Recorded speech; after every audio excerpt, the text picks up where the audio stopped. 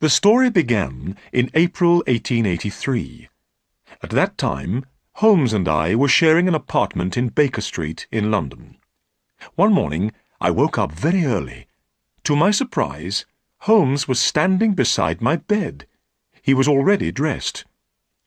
"What's happened, Holmes?" I asked. "A client has just arrived. A young lady is waiting downstairs. I think she has something important to tell me." So I dressed quickly and went downstairs with Holmes. "Good morning, madam," said Holmes. "I'm Sherlock Holmes, and this is Dr. Watson, my friend and helper. Don't be afraid," he said kindly. "I'm sure we can help you. But first, please tell us your story." So the lady began her story. "My name," she said, "is Helen Stoner. My father was an officer in the Indian Army, but he died when I was a baby. After his death, my mother, my sister, Julia, and myself continued to live in India. My sister Julia and I were twins. When Julia and I were only 2 years old, my mother married again. She married a man called Dr. Grimesby Roylott. In the past, Dr. Roylott's family were very rich," said Miss Stoner. "But as the years went by, they lost all their money. Now, Dr. Roylott has only a large, old house and a small piece of land. The house is called Stoke Moran. I'm living at Stoke Moran with Dr. Roylott now. When she married Dr. Roylott, an agreement was made about this money." "What was this agreement?" asked Holmes. "If my mother died," replied Miss Stoner, "Dr. Roylott would inherit her income. After her death, he would receive £1,000 every year. But if my sister or I married, some of the £1,000 would go to us instead. We would receive part of the money." "I see," said Holmes. "After some years, we returned to England from India," continued Miss Stoner. "But soon after we got back, my mother was killed in an accident. At first, all our neighbours at Stoke Moran were friendly with my stepfather. But my stepfather didn't want to make friends with anyone. He is a very bad-tempered man and gets angry quick." "Didn't he have any friends at all?" asked Holmes. "His only friends were gypsies," said Miss Stoner.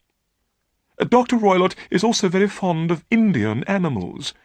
2 of these, a cheetah and a baboon, were sent to him from India. They run around freely over his land. So Julia and I became more and more unhappy," went on Miss Stoner. "When Julia died—" "Your sister is dead, then?" asked Holmes.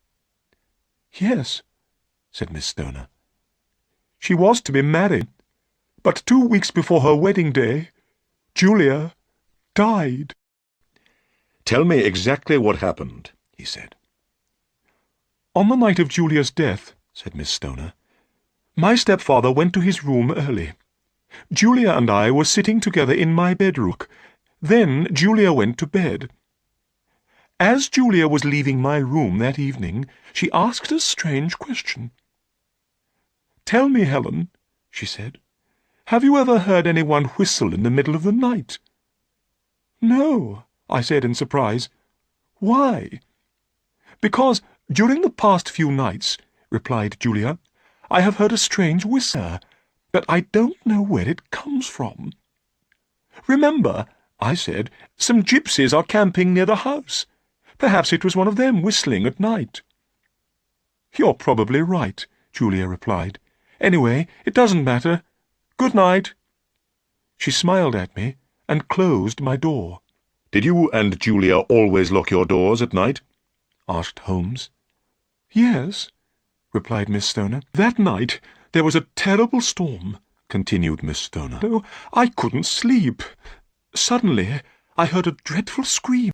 I jumped out of bed and ran into the corridor. As I opened my door, I thought I heard a noise.